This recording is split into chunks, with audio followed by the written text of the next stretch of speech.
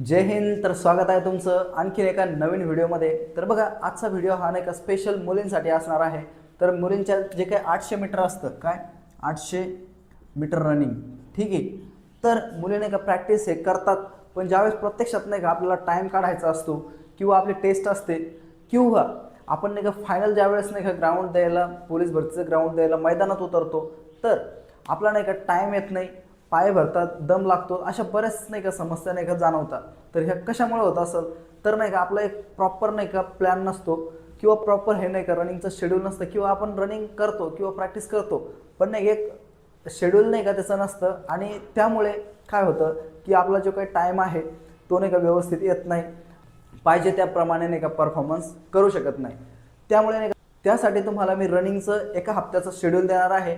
जर तुम्ही ते जर फॉलो केलं तर 100% तुम्हाला नाही का त्याचा फायदा होईल, आणि तुम्हाला ज्या काही या वेगवेगळ्या प्रकारच्या समस्या जाणवतात, जसं दम लागणे, टाईम न येणे, भीती वाटणे, ह्या सगळ्या नाही का तुमच्या मनातून जाणार आहे. तर बघा, हा व्हिडिओ तुमच्यासाठी खूप हेल्पफुल असणार आहे. तर व्हिडिओ सुरू करण्या अगोदर किंवा जे काही शेड्यूल आहे ते सांगण्या अगोदर तुम्हाला काही टिप्स आहेत त्या तुम्हाला फॉलो करायच्या आहे.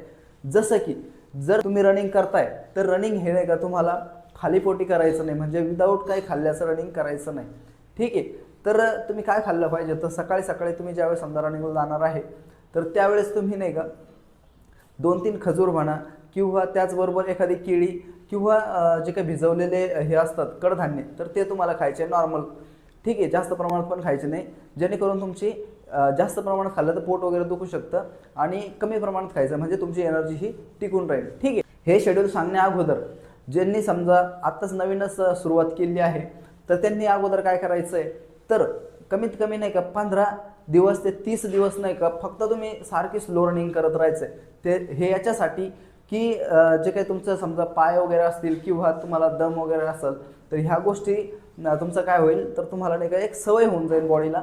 त्यासाठी तुम्ही फक्त आधी स्लो रन करायचं आहे आणि त्यानंतर हे शेड्यूल फॉलो करायचं आहे, ठीक आहे. आणि ज्यांच्या अगोदरपासून तयारी चालू आहे त्यांनी डायरेक्ट जरी हे शेड्यूल अप्लाय केलं तरी काही प्रॉब्लेम नाही, पण जे समजा बिगिनर्स आहेत त्यांच्यासाठी, कारण की त्यांना सवय नसते, आणि डायरेक्ट जर तुम्ही समजा आता हे 400 रिपिटेशन डायरेक्ट काय म्हणता 1 मिनिटाच्या आत 2 मिनिटाच्या आत मारताय, तर ते जमाल का? नाही जमणार. तुम्ही पूर्णपणे लॉक होऊन जाशाल, दुसऱ्या दिवशी नाही का वर्कआउटच करणार नाही.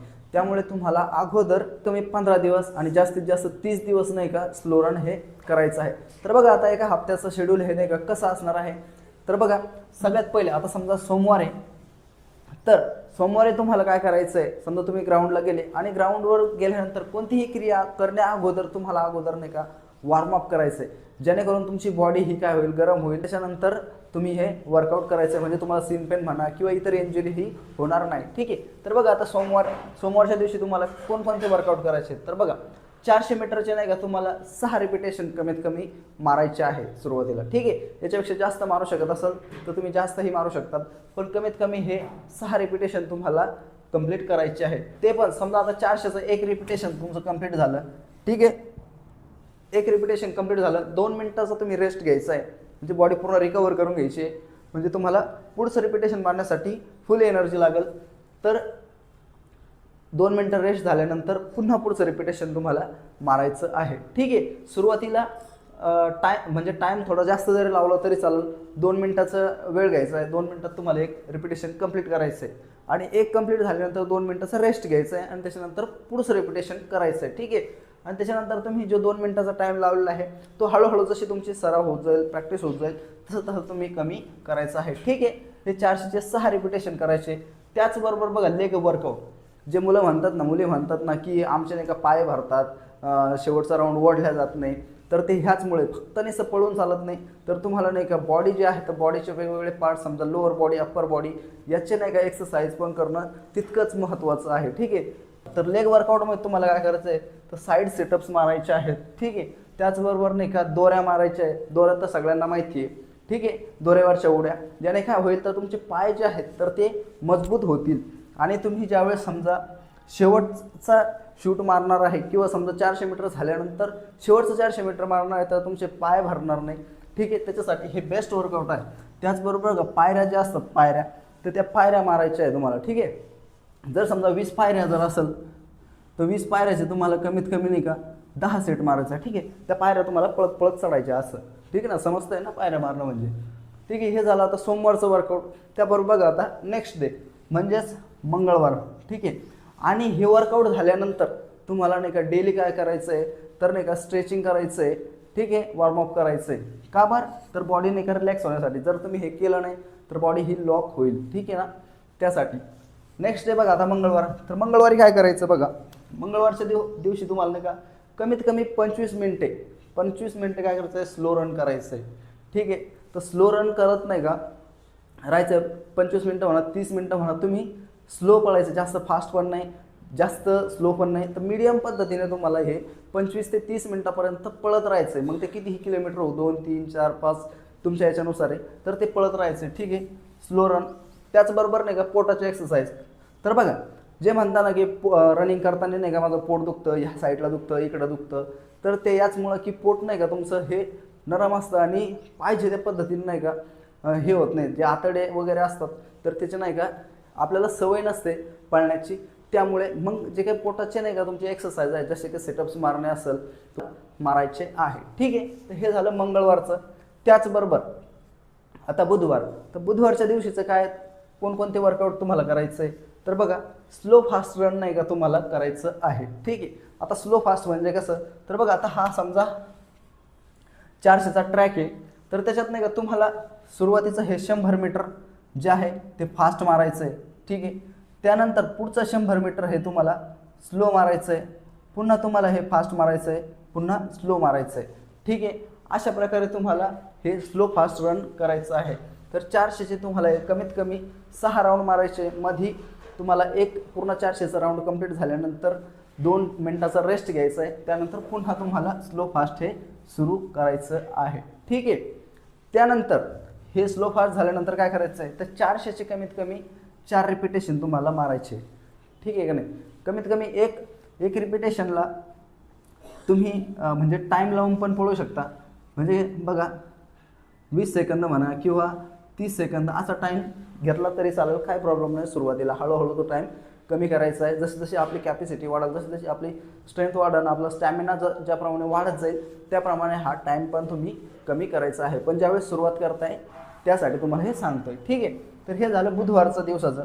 त्यानंतर बघा आता गुरुवारच्या दिवशी काय करायचं आहे तर जर समजा तुमच्या ग्राउंडच्या आसपास जर एखादी टेकडी असेल किंवा डोंगर असेल तर त्या डोंगरावरती नाही का तुम्हाला जायचं आहे आणि ते वर्कआउट करायचं. म्हणजे पळत पळत नाही का तो डोंगर चढण्याचा प्रयत्न करायचा आहे.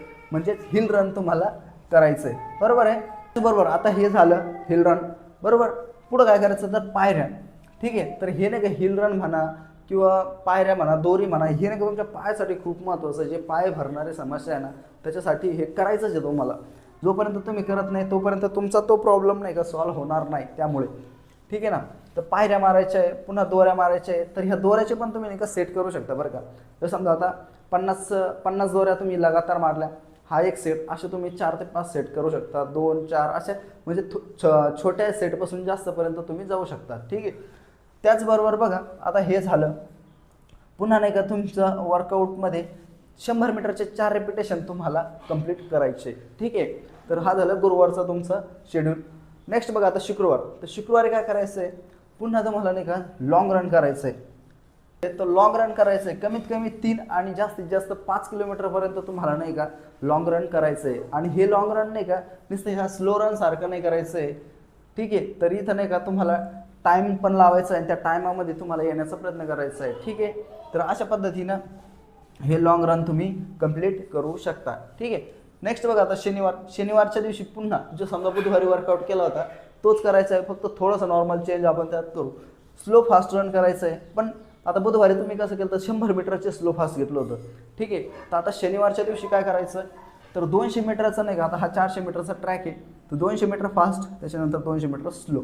ठीक आहे. फास्ट स्लो असं करायचं आहे. आणि याचे कमीत कमी तुम्हाला 4 राऊंड तरी मारायचे आहे. यामध्ये तुम्ही वाढवू शकता जर तुमची जशी कॅपॅसिटी वाढत जाईल त्या हिशोबाने तुम्ही वाढवत राहायचं आहे. ठीक आहे. त्याचबरोबर बघा हे झाल्यानंतर आणि मध्ये नाही का एक राऊंड 400चं कंप्लीट झाल्यानंतर थोडीशी बॉडी रिकवर होऊन द्यायची आहे, थोडंसं दम जिरून द्यायचं आहे आणि त्यानंतर पुन्हा आणखी आपलं वर्कआउटला सुरू करायचं आहे, रिपिटेशनला सुरू करायचं आहे. ठीक आहे.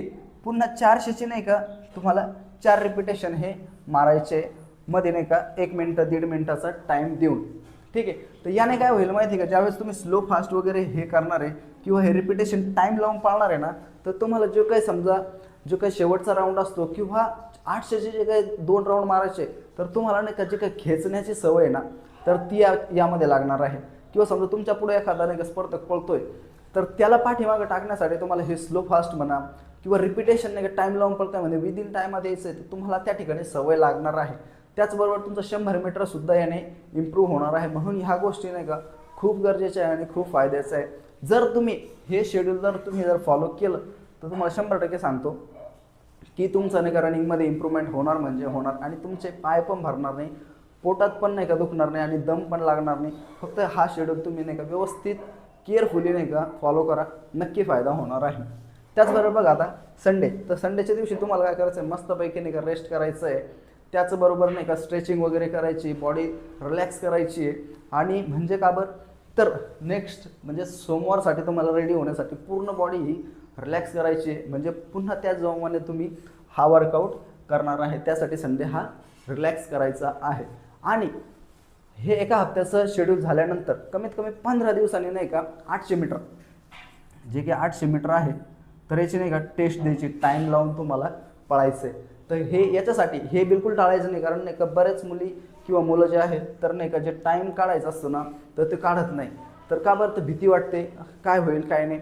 पण जर तुम्ही होम ग्राउंडवरती ह्या गोष्टी केल्या नाही, टाईम लावून जर पळाले नाही, तर तुम्ही ज्या ठिकाणी तुम्हाला ग्राउंड द्यायला जायचं आहे त्या ठिकाणी नाही का 100% तुम्हाला पुन्हा भीती वाटणार, तुमच्या मनात ती भीती राहणारच.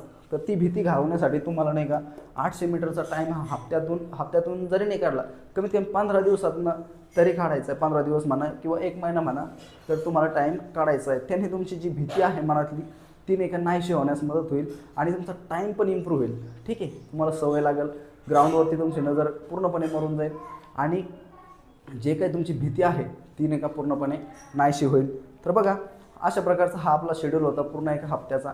जर तुम्ही फॉलो केला तर 100% फायदा होणार आहे. ठीक आहे, तर ठीक आहे. आणि व्हिडिओ कसा वाटला नक्की कमेंटमध्ये सांगा. आणखी तुम्हाला कोणत्या पद्धतीचे व्हिडिओ वगैरे पाहिजे किंवा काय जे असेल तुमचा प्रॉब्लेम, ते तुम्ही कमेंटमध्ये सांगू शकता. भेटूया अशाच आणखी एखाद्या नवीन महत्त्वपूर्ण व्हिडिओमध्ये. तोपर्यंत जय हिंद.